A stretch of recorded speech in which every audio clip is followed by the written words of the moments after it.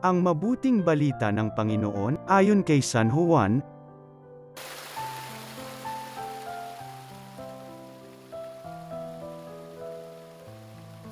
Malapit na ang Paskwa ng mga Hudyo, kaya't pumunta si Jesus sa Jerusalem. Nakita niya sa templo ang mga nagbibili ng mga baka, mga tupa, at mga kalapati, at ang namamalit ng salapi.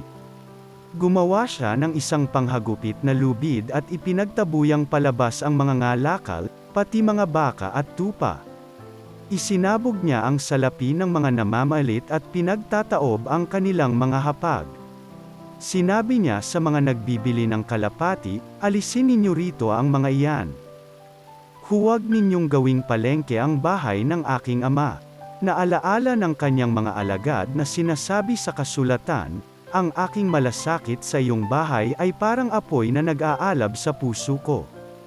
Dahil dito'y tinanong siya ng mga Hudyo, "Anong tanda ang maibibigay mo upang patunayang may karapatan kang gawin ito?"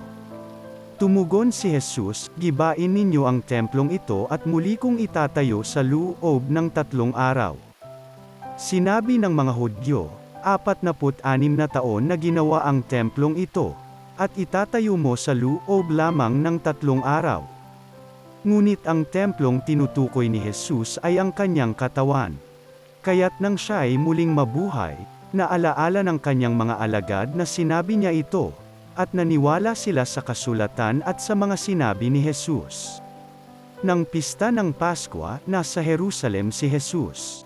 Marami ang sumampalataya sa kanya nang makita nila ang mga kababalaghang ginawa niya. Subalit hindi nagtiwala sa kanila sa Jesus, sapagkat kilala niya silang lahat. Hindi na kailangang may magsalita pa sa kanya tungkol sa kanino man, sapagkat talastas niya ang kalooban ng lahat ng tao. Ang mabuting balita ng Panginoon.